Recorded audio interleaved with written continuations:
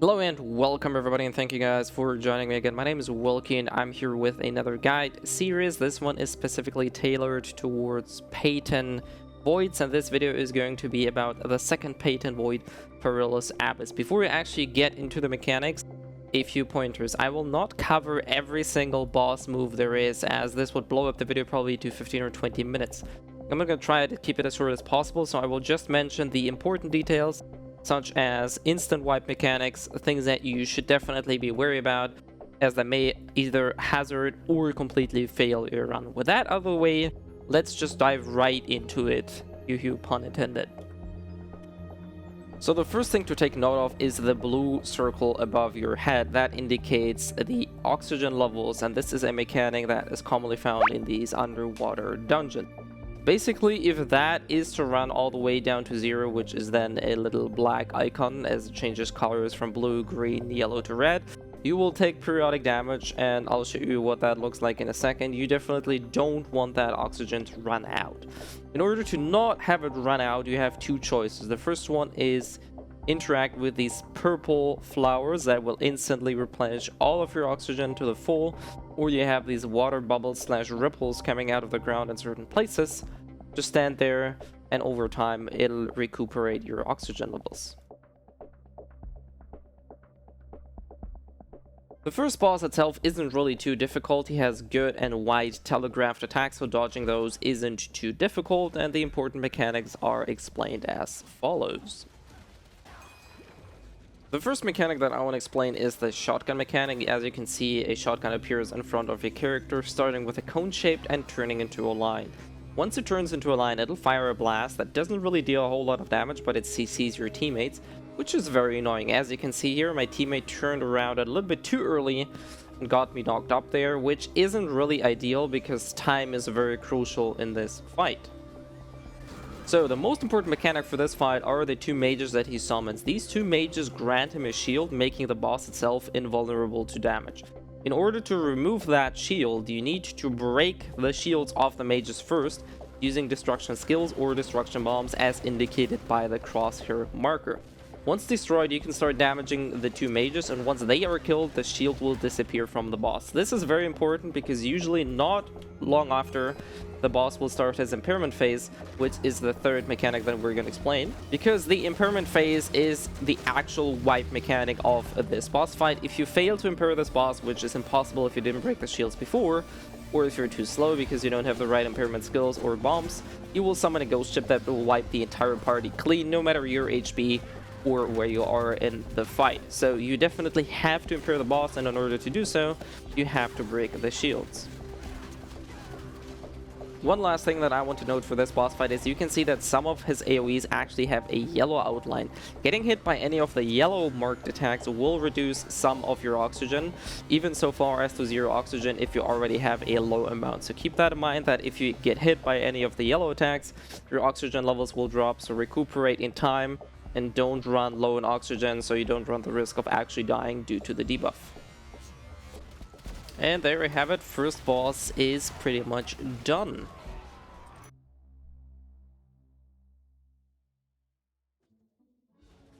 Just for the sake of having it mentioned, the second boss actually does not have any crucial / party wipe mechanics such as the first one, so it really is just more of a DPS check and a matter of can you dodge your AoEs, can you survive the onslaught of some of your summons, but there really isn't anything that is worth explaining.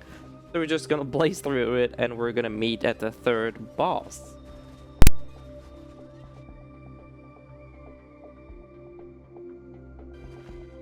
For the last boss, there's only really one mechanic that you really have to worry about, and that one is set up before actually entering the boss to avoid confusion. It's a bit similar to the positions you take in urine voids, but let me explain this a little bit more. So we're taking positions similar to a clock or a windrose on a compass. I made an image here to elaborate things a bit better, or actually give you an underlying theory of how the position picking works. So you can see 8 red circles, which are like the positions that the players will take. And it also says pretty big rotate clockwise. You don't have to rotate clockwise, I just highly recommend doing it because it's usually the way they go to. But if your party decides to rotate anti-clockwise, it works just as fine, as long as everybody follows the same pattern. So basically what you're gonna do is take these positions once the mechanic hits, and as soon as you take the first orb on whatever position you are, so let's say we are position 5, then we rotate to position 6, then we rotate to position 7, and at the last time we rotate to position 8. You have to take 4 orbs in alternating color in order to make this mechanic work, and I'll show you what this looks like in game. So the mechanic usually starts at around 15 and 5 bars. That also depends on your party's clear speed and power. It is also indicated by sort of like a watery substance being created on the floor, so you definitely know when this mechanic is about to pop.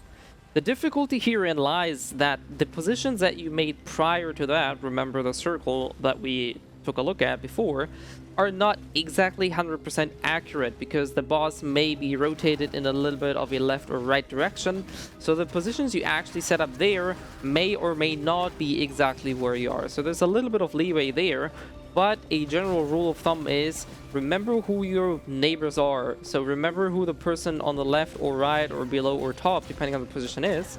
So for example, if you are on spot number 6 here, remember who's on spot number 7 and remember who's on spot number 5, and just be in between them. Basically get yourself sandwiched in between, and then there should really be very little room for error. And there you can see we actually did not do a clean mechanic here for the first time, but it's not like you don't have to be 100% precise with the mechanic. If some of the orbs actually reach the boss, it's fine, but if you fail too often, it's gonna be a wipe.